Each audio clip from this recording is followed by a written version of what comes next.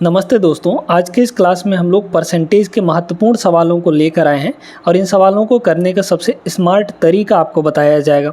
तो वीडियो शुरू से अंत तक जरूर देखिएगा। पहला जो सवाल है वो है आयत यानी कि रेक्टेंगल। इसके जो साइड्स हैं, मापन के दौरान क्या हुआ, त्रुटिवश उनका माप 10% और 8% अधिक प्राप्त होता है। इसके क्षेत्रफल में कितनी त्रुटि होगी, यानी कि परसेंटेज एरर कितना आएगा क्षेत्रफल में, यानी कि एरिया में। देखिए लेंथ में कितना प्लस हो गया, तो यहाँ पर लेंथ में आपका 10% अधिक आ गया। भाई अधिक बोला है ना यहाँ पर, तो 10% यहाँ पर अधिक आ गया। एक्चुअल से 10% यहाँ पर अधिक हो गया है ना, तो 10% का एरर। इसके चौड़ाई यानी ब्रेड्थ में कितने का एरर हो गया, 8% का, लेकिन प्लस का 8% यहाँ पर एरर हो गया। अब हमें निकालना है एरिया में कितने का एरर होगा। तो एरिया का फॉर्मूला आप लोग जानते हैं। एरिया का फॉर्मूला क्या होता है रेक्टेंगल के एरिया का, लेंथ मल्टीप्लाइड बाय ब्रेड्थ, यही होता है हमारा। अब चूंकि यहाँ पे मल्टीप्लाई हुआ है तो एक बार ये चेंज हुआ, एक बार ये चेंज हुआ, तो यहाँ पर लगा सकते हैं हम लोग सक्सेसिव। सक्सेसिव का फॉर्मूला क्या होता है, यहाँ पर सक्सेसिव का फॉर्मूला होता है दोस्तों a प्लस बी, है ना, a plus B plus A B upon 100 plus A B upon 100। इस फार्मूले को हम लोग ए बी फार्मूला भी पढ़ते हैं। मतलब ओवरऑल जो है इतने का ही चेंज आएगा, इतने का ही कमी या फिर बढ़ोतरी होगी, है ना, किसमें, एरिया में। ठीक है, ए का मतलब पहला वाला परसेंटेज, बी का मतलब दूसरा वाला परसेंटेज चेंज। जो चेंज है उनको हम लोग यहाँ पे लिखते हैं। तो पहला वाला कितना है, प्लस का 10, तो यहाँ पे ए की जगह पर क्या हो जाएगा, +10। बी की जगह पे +8 है, तो ये हो गया +8। फिर यहाँ ए बी, ये दोनों प्लस में है, तो कितना हो जाएगा, 10 × 8, मतलब यहाँ पर प्लस का ये हो चुका है 80, डिवाइड बाई यहाँ पर हो गया 100, है ना। 0 से 0 कट गया, 0.8 आ जाएगा ये। तो 18 और 0.8 मतलब कितना हो गया, ये सीधे सीधे 18.8 हो जाएगा। इतने परसेंट का ओवरऑल हमारा चेंज आएगा। अब चूंकि ये पॉजिटिव आया है मतलब इतने परसेंट बढ़ के आएगा, किसमें, परसेंटेज में, है ना। तो क्षेत्रफल में। तो एरिया में कितने का एरर आ गया, 18.8% का, ऑप्शन नंबर बी। अब इसको इस सवाल में ऐसा ऑप्शन दिया है कि आप सिर्फ देखकर भी लगा सकते थे। ए बी फार्मूला पता है ना, इनमें ए बी फार्मूला लगेगा। तो ए बी फार्मूला में आप जानते हैं कि a प्लस बी तो हो गई होगा, मतलब 10 और 8 जुड़ेगा, तो 10 और 8 जुड़ेगा तो कितना हो जाएगा, 18 हो जाएगा। मतलब हमारा जो आंसर है वो 18 के आसपास आएगा। ये 18 से बहुत कम है, तो इतना कम तो हो ही नहीं सकता। ये 18 से बहुत ज़्यादा है, 188%, बहुत ज़्यादा चला गया, तो ये भी आंसर नहीं होगा। ये 0.188 है, तो ये भी नहीं होगा। 18 के आसपास यही वाला सिर्फ एक ऑप्शन है। तो इतना करने से बढ़िया है कि आप पहले ऑप्शन को एक बार नज़र डाल लीजिए, वहाँ पे क्या आपको कुछ गुंजाइश नज़र आ रही है जल्दी करने के लिए। अगर आता है कोई गुंजाइश नज़र तो वहाँ से आप लोग कर सकते हैं। उम्मीद करते हैं समझ आ गया होगा। ऐसे और भी आगे सवाल करेंगे जिनमें आपको अच्छे से और बहुत सारी चीज़ें सीखने को मिलेंगी। चलिए देखते हैं, ये बढ़िया सवाल है। अब इस सवाल को आप लोग ओरली भी कर सकते हैं। ऐसा एक तरीका बताएंगे, ओरली आपसे बन जाएगा, बस देखते जाइए। पहले हम लोग इसको बेसिक से करते हैं। यदि एक वर्ग की प्रत्येक भुजा 50% की वृद्धि कर दी जाए तो उसके क्षेत्रफल में कितने % की वृद्धि होगी। भुजा यानी ए, तो साइड में हमारा यहाँ पर 50% क्या हो रहा है, वृद्धि हो रहा है, यानी कि बढ़ रहा है, मतलब प्लस का 50% यहाँ पर हो रहा है ना। अब आप जानते हैं कि जो इसका एरिया होता है वो क्या होता है, साइड इंटू साइड होता है। एरिया इसका क्या होता है, a मल्टीप्लाई a, तो हो गया ना मल्टीप्लाई, यानी कि यहाँ पर सक्सेसिव लगा सकते हैं। तो a की वैल्यू भी यही है, b की वैल्यू भी यही है, ठीक है।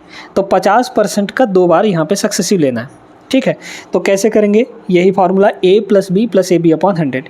a कितना है यहाँ पर 50, फिर यहाँ पर b कितना है 50, तो 50 प्लस 50 हो गया, प्लस a इंटू बी करेंगे तो कितना आएगा यहाँ पर 50 × 50 यानी कि 2500, तो 2500 डिवाइड बाई आपका हो जाएगा यहाँ पर 100।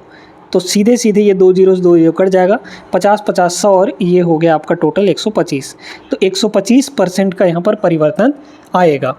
समझ में आ गया, ऑप्शन नंबर डी इसका करेक्ट आंसर होगा। अब देखिए दोस्तों, यहाँ पर अगर वैल्यू एक ही दिया हो और उसका यहाँ पे 2 बार सक्सेसिव लेना, या फिर यहाँ पर पहला 50% है ना, ए यहाँ पर 50% और ये वाला ए भी यहाँ पर 50% है, तो इनका डायरेक्ट सक्सेसिव आपका निकालने का एक तरीका बताते हैं। क्या करना है, एक बार इन दोनों को जोड़ लेना है। जोड़ लीजिए, जोड़ेंगे तो कितना हो जाएगा, ये हो जाएगा आपका यहाँ पर 25 और 25 यहाँ पर 50-50 हो जाएगा, ठीक है।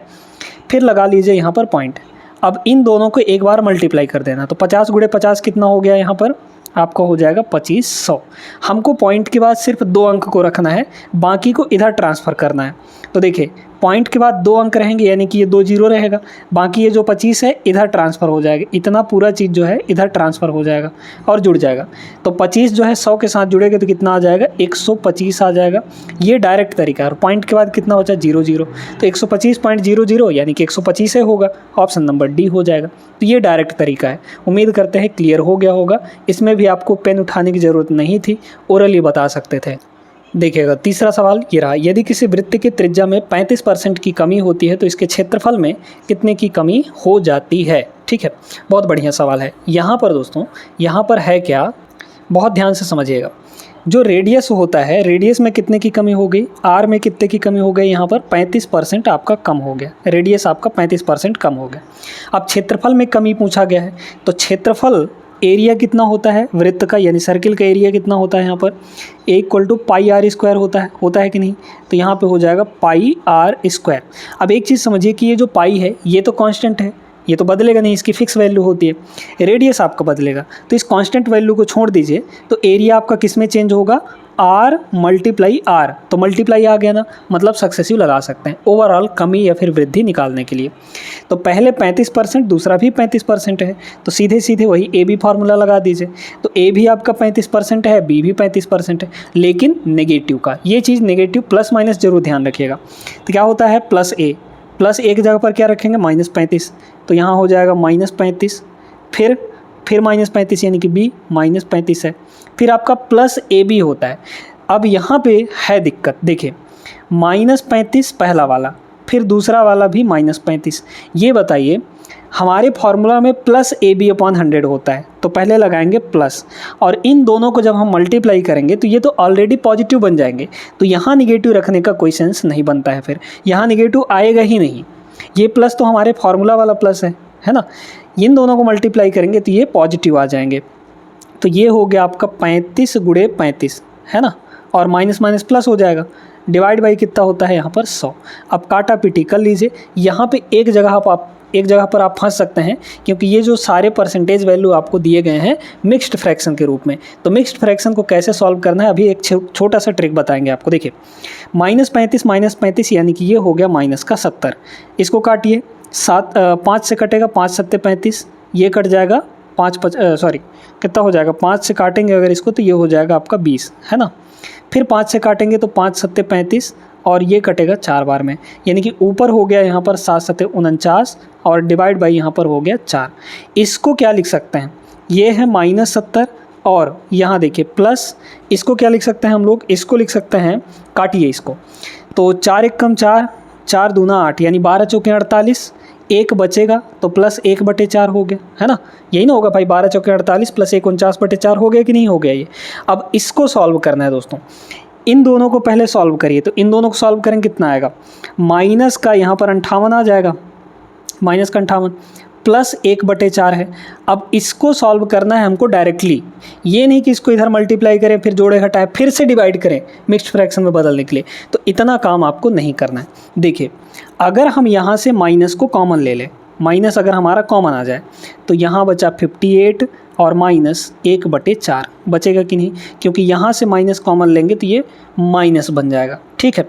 अब इसको हमको घटाना है, घटाने के एक सिंपल सा तरीका आपको बता रहे हैं। क्या करना है देखते जाइएगा, माइनस है यहाँ पर, इसमें से आप 1 कम कर दीजिए, तो 58 में से 1 कम करेंगे तो 57 हो जाएगा, और इस 4 में से ऊपर वाले को घटा दीजिए, यानी कि डिनोमिनेटर से न्यूमरेटर वाले को घटा देना है। तो 4 में से 1 गया, कितना हो जाएगा 3 हो जाएगा, और नीचे आपका 4 ही रहेगा, बस आपका बदल चुका है। तो ओवरऑल 57 सही 3/4% का कमी आएगा। कहाँ इतना दिख रहा है, ऑप्शन नंबर ए में इतने की कमी। ये माइनस हमको क्या बता रहा है, ये माइनस हमको सिर्फ और सिर्फ कमी बता रहा है, कमी इंडिकेट कर रहा है, यानी कि डिक्रीज़ कितना हो रहा है एरिया में। तो 57 सही 3/4 इज़ द करेक्ट आंसर। ये तरीका आप लोग याद रखिएगा, फ्रैक्शन और साथ में जो इंटीजर वैल्यू है उसको सॉल्व करने के लिए डायरेक्टली हम कैसे यहाँ पर निकाल सकते हैं, है ना। तो आई होप सभी को समझ में आ गया होगा। चलते हैं अगले प्रश्न पर। देखिए अगला प्रश्न, यदि किसी बेलन की त्रिज्या 10% बढ़ा दी जाए और ऊंचाई 40% कम कर दी जाए तो बेलन के वक्र पृष्ठीय क्षेत्रफल में कितने प्रतिशत की कमी होती है। वक्र पृष्ठीय क्षेत्रफल, तो बेलन का वक्र पृष्ठीय क्षेत्रफल, देखिए रेडियस जो है, रेडियस को क्या किया जा रहा है, प्लस का 10% किया जा रहा है, यानी कि 10% यहाँ पर प्लस किया जा रहा है, और उसकी ऊंचाई जो है 40% कम कर रहे हैं, यानी कि हाइट क्या हो रहा है, डिक्रीज़ हो रहा है, कितना, 40%, है ना। तो जहाँ डिक्रीज होगा वहाँ माइनस, जहाँ पे वृद्धि होगी वहाँ पर प्लस लगाएंगे। अब देखिए एरिया इसका वक्र पृष्ठीय क्षेत्रफल यानी कि कर्व्ड सरफेस एरिया कितना होता है बेलन का, ये होता है 2 पाई r इंटू एच।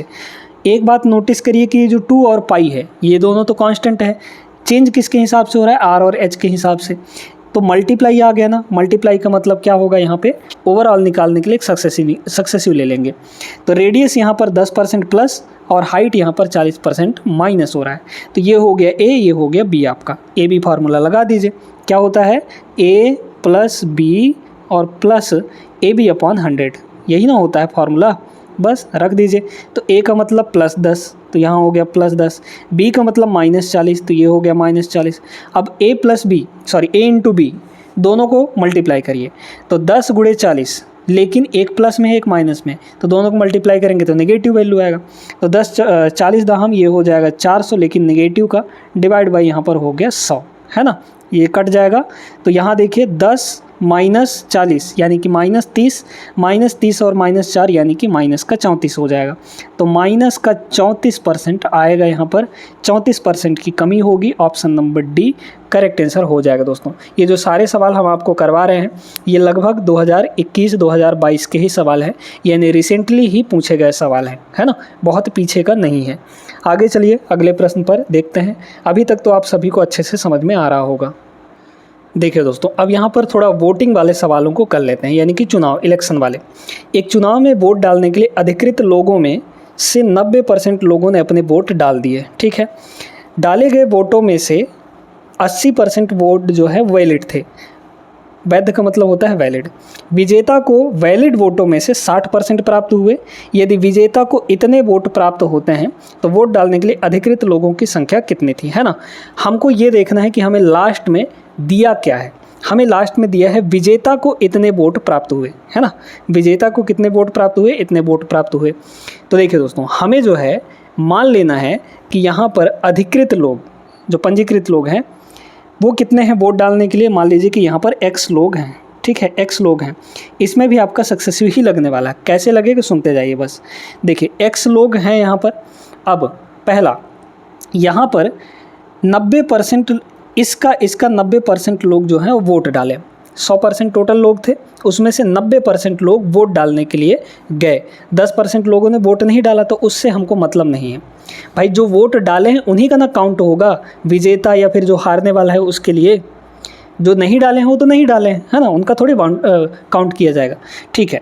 तो 90% लोगों ने, यानी x के 90% लोगों ने, 90% लोगों ने यहाँ पर वोट डाले। तो डाले गए वोट टोटल इतने हो गए। अब डाले गए वोटों में से 80% वैलिड थे। ये टोटल डाले गए वोट थे, इसके 80% वोट जो हैं ये वैलिड हैं। तो वैलिड वोट, क्योंकि वैलिड वोट को ही तो काउंट किया जाएगा, इनवैलिड वोट को थोड़ी काउंट किया जाएगा, ठीक है। तो ये हो गए टोटल अब वैलिड वोट। फिर कह रहा है विजेता को वैलिड वोटों में से, यानी कि ये वैलिड वोट है, इसका 60% प्राप्त हुआ। तो इसका अब 60% निकाल लीजिए। 60% यानी डिवाइड बाई 100। इतने प्राप्त हुए, ये इतना यहाँ से लेकर यहाँ तक ये वैलिड वोट था, इसका 60% किए, तो ये हो गया विजेता को प्राप्त वोट। और विजेता को एक्चुअली मिल कितना रहा है, 64,800 मिल रहा है। तो यही किसके बराबर हो जाएगा, यहाँ पर 64,800 के बराबर हो जाएगा। क्लियर है ये बात सभी को। यहाँ से आप x की वैल्यू निकाल लीजिए। देखिए दोस्तों, आराम से कट पिट जाएगा। यहाँ पर कितना हो जाएगा, इधर का 2 जीरो जो है, 1 जीरो ये ख़त्म कर दिया, है ना। फिर यहाँ पर देखिए 1 जीरो आपका और ख़त्म होगा, ये इससे ख़त्म हो गया, ठीक है। फिर यहाँ पर काट लेते हैं हम लोग। अगर हम लोग इसको 6 से काट दें या फिर 8 से काट दीजिए, तो 8 से इधर कटेगा तो 8 × 8 = 64 और 8 × 8 = 81 हो गया। 9 से ये कट जाएगा कितनी बार में, कट जाएगा, 9 नहीं हो 81, मतलब 9 बार में कट जाएगा, ठीक है। फिर यहाँ पर ये 3 से कट जाएगा तो 3 दूना 6 और 3 तियाँ ये हो गया 9। अब देखिए यहाँ पर 3 से ये 5 बार में कट जाएगा, सॉरी 2 से ये 5 बार में कट जाएगा। तो यहाँ है x और ऊपर कुछ नहीं बचा है, उधर आपका 3 बचा है। तो x की वैल्यू कितनी हो गई, इधर तो 3 है, इधर से वो 100 जाएगा, 100 उधर गया, फिर ये वाला 100 भी उधर जाएगा, फिर ये 5 भी उधर जाएगा, सब जाके मल्टीप्लाई हो जाएंगे। तो 5 तियाँ 15 और यहाँ पर 1 2 3 4, 15 और यहाँ पर 4, तो इतने यहाँ पर वोट मिलेंगे। ऑप्शन नंबर ए इसका करेक्ट आंसर हो जाएगा। उम्मीद करते हैं सभी को समझ में आ गया होगा कैसे सॉल्व करना है सक्सेसिव सवाल लगा के, है ना। आइए देखते हैं यहाँ पे अगला सवाल, ये भी वोटिंग वाला सवाल है। एक चुनाव में एक उम्मीदवार जिसने 37% मत प्राप्त किए और विजयी उम्मीदवार से 5,20,000 मतों के अंतर से हारा। इस चुनाव में दोनों उम्मीदवारों को डाले गए मतों की कुल संख्या ज्ञात कीजिए, है ना। देखिए दोस्तों, यहाँ पर टोटल जो वोट हैं वो कितने होंगे, 100% होंगे। बड़े ध्यान से समझते जाइएगा, टोटल वोट कितने होंगे, 100% होंगे। अब कह रहा है कि जिसने, एक उम्मीदवार जो है, पहला उम्मीदवार जिसने 37% मत प्राप्त किए और विजयी उम्मीदवार से इतने मतों के अंतर से हार गया। ठीक है, यहाँ पर 2 उम्मीदवार हैं, मान लीजिए कि एक ए है और एक यहाँ पर बी है। ये जो ए है, इस बी से जिसने 37% मत प्राप्त किया था और विजयी उम्मीदवार से यहाँ पर इतने मतों के अंतर से हार गया। अच्छा ठीक है, एक उम्मीदवार जिसने, मतलब यही उम्मीदवार 37% ये वोट प्राप्त किया, 37% वोट प्राप्त किया, तो ये वाला जो है 37% अगर प्राप्त करा है तो ये कितना प्राप्त करेगा, 63, है ना। तभी तो दोनों मिलाकर 100% होंगे। तो ये जो जीता है उसको 63% वोट मिले। और कितने अंतर से हारा है ये, क्योंकि ए जो है हार गया, कितने अंतर से हारा है, यहाँ पर इतने अंतर से, मतलब 5,20,000 मतों के वोटों के अंतर से हार गया है। परसेंट में अगर देखें तो कितने परसेंट से हार गया यहाँ पर, बताइए तो कितना कम है इससे, जितना कमी होगा उतने से ही ना हारेगा। तो 63 में 37 घटा दीजिए, 13 में से 7 गया, ये हो गया 6 आपका, फिर यहाँ पर हो गया 5, 5 में से 3 गया, ये हो जाएगा 2, ठीक है 26। तो 26% ये हो गया।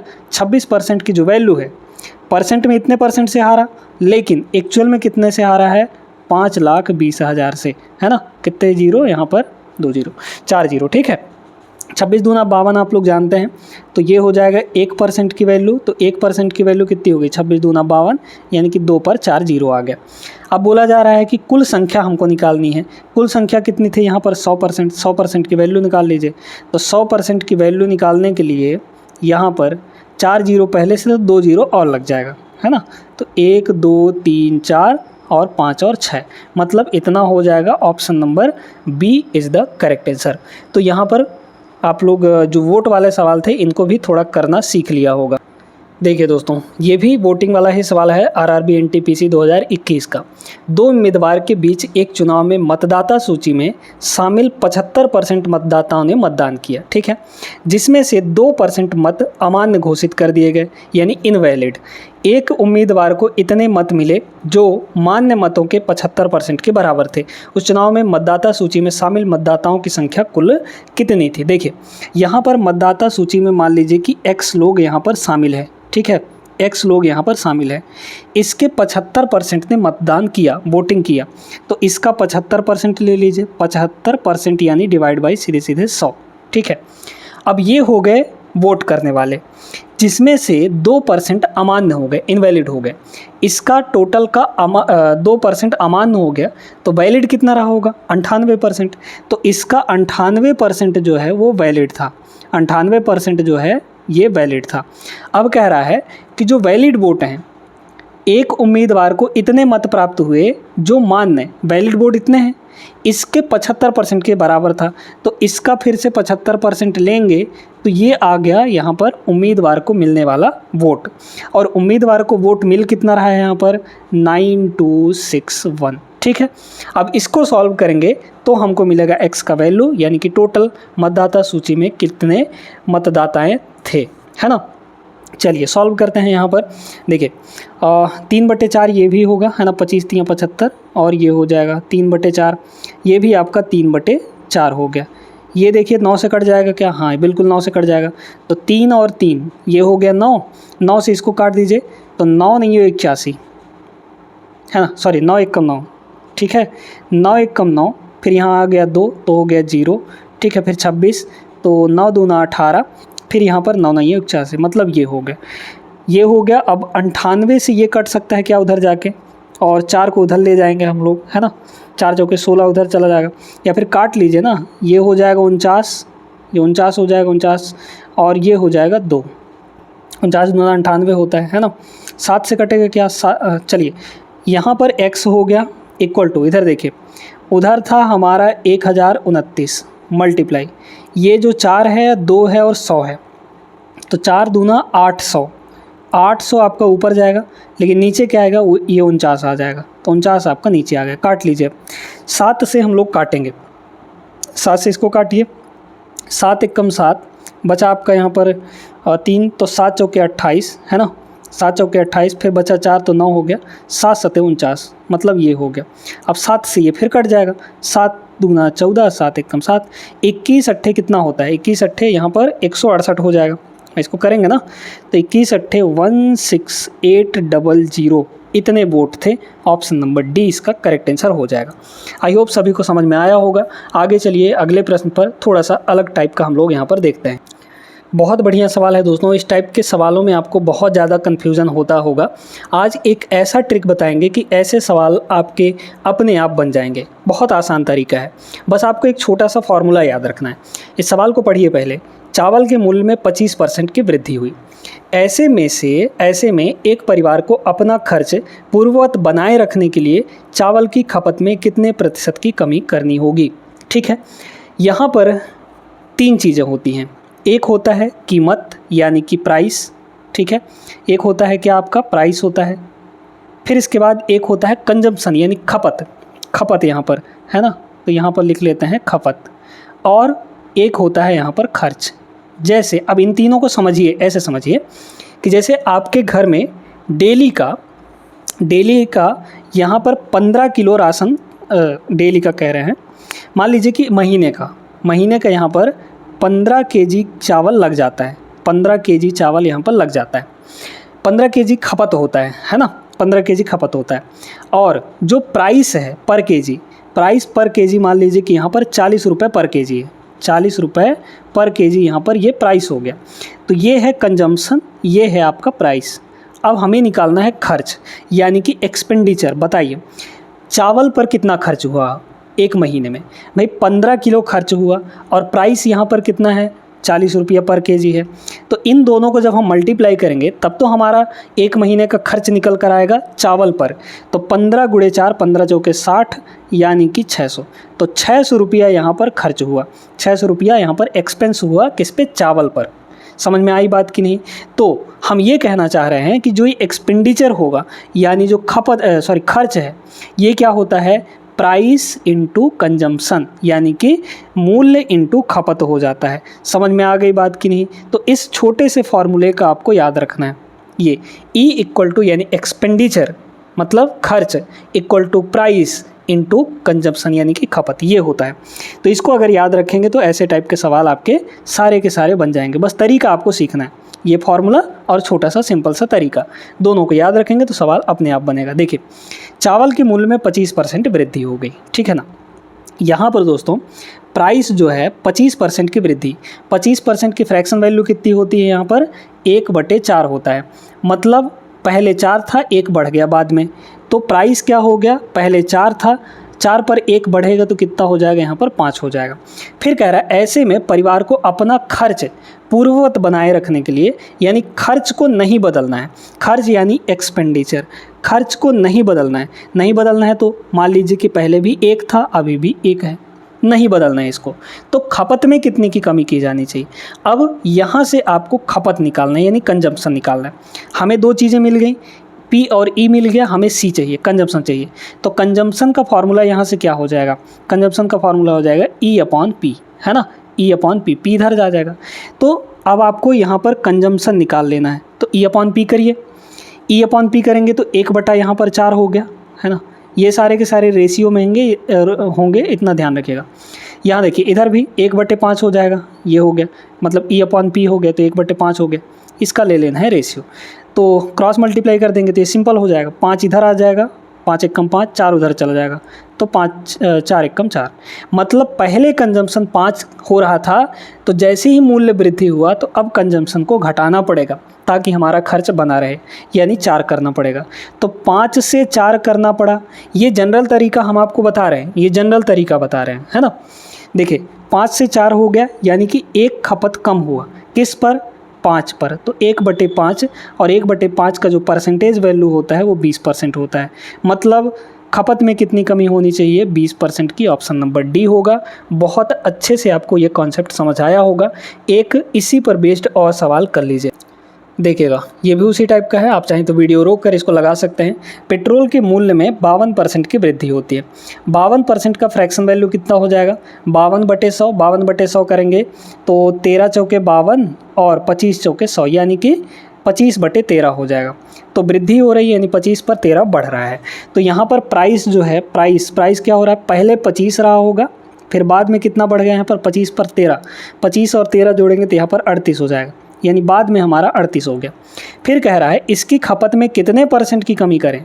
खपत, है ना, ताकि उस पर होने वाला जो व्यय है, व्यय मतलब खर्च, वो 14% की वृद्धि हो, सिर्फ 14% बढ़े, है ना।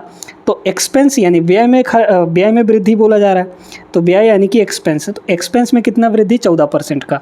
14% की फ्रैक्शन वैल्यू निकाल लीजिए। 14% यानी डिवाइड बाई 100, काटेंगे 2 से तो 7 और ये हो जाएगा 50। मतलब पहले 50 था तो 50 पर 7 बढ़ जाएगा, यानी कि 57 हो जाएगा। हो जाएगा कि नहीं? ठीक है।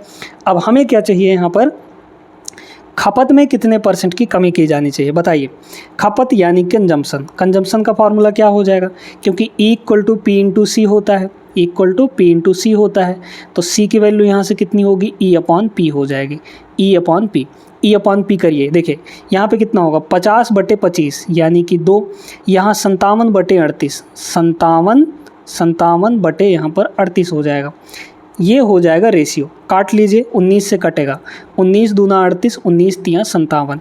ये 2 इधर आ जाएगा क्योंकि ये बटे में है, सिंप्लीफाई भी करना है हमको। तो 2 दूना ये हो गया 4, और उधर बचा सिर्फ ऊपर में 3। मतलब पहले 4 कंजम्पशन था तो अब 3 करना पड़ेगा, यानी कम करना पड़ेगा। कितने का कमी? 1 का कमी। 4 से 3 यानी 1 का कमी। किस पर? शुरू वाले पर, यानी 4 पर। 1/4 % में चेंज करना है तो 100% से मल्टीप्लाई करिए, ये 25% आ जाएगा। तो 25% का कमी आपको कंजम्पशन में करना पड़ेगा। मतलब ऑप्शन नंबर बी इसका करेक्ट आंसर हो जाएगा। समझ में आया सभी को? तो अब ऐसे सवाल में आप लोग नहीं फंसेंगे।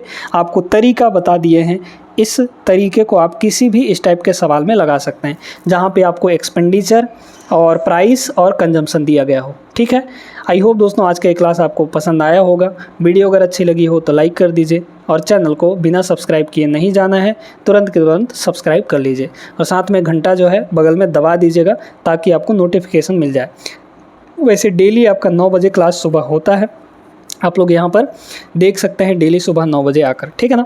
मिलते हैं अगले क्लास में ऐसी बेहतरीन सवालों के साथ। तब तक के लिए जय हिंद।